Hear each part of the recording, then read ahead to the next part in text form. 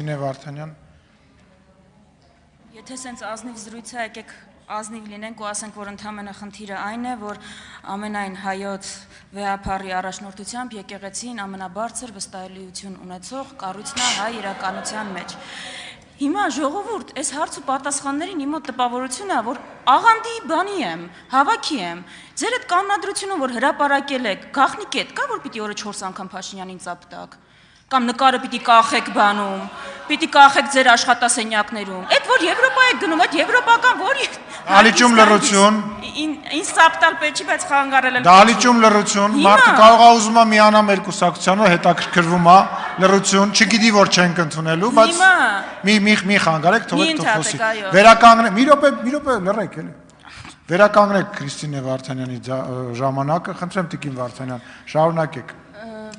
Ձեր կանոնակարգում տենց կետ կա, քանի անգամ պիտի օրը ծափ տա, կամ այդ որ նկարները բան եք անում, կախել եք ձեր սենյակներում, այդ պարտադիր պայման, հա? Եվրոպա եք հայտարարում, որ գնում եք, այդ որտեղ եք տենց բան տեսել։ Ես լուրջ եմ ասում, կարող է իրոք ձեզ ֆյուրերով պիտի դիմենք, մի հատ հստակացրեք, էլի։ Հիմա իմ գործընկերները Երևանից Հայաստանի հասարակության մի հատվածը քննարկում են, լավ, վերջը Փաշինյանը այս հայտարարները, որ մի մասը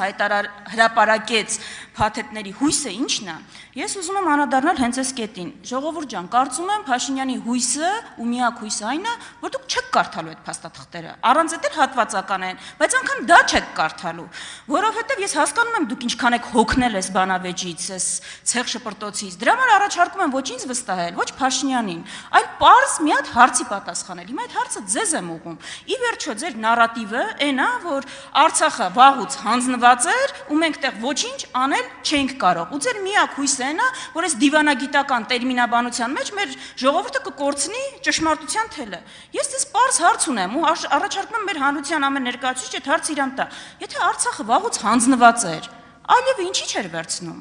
Ոնց ա եղել պայման, ասել եմ իջե Փաշինյանը չգա, ես չեմ վերցնելու, պիտի անպայման Փաշինյանի ձեռքից վերցնեմ։ Երկրորդը, այդ ով ա ձեզ հուշել այդ բանը, փաստարկը, որ գնայք լուծեիք բա եթե ինչ-որ նորմալ բանակցային տարբերակ կա։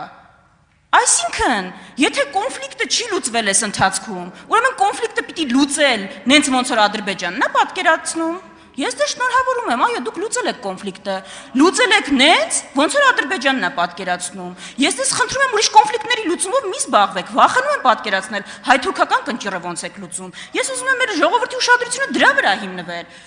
այսինքն հրավիրել։ Բանը ձեր միակ առաջարկը, այսինքն մենակ լուծենք բրծնենք, կապ չունի վերջն արդյունքը։ Լուծենք բրծնենք, կապ չունի ինչ արդյունք ունի։ Շնորհակալություն։ Հարց, ես էլ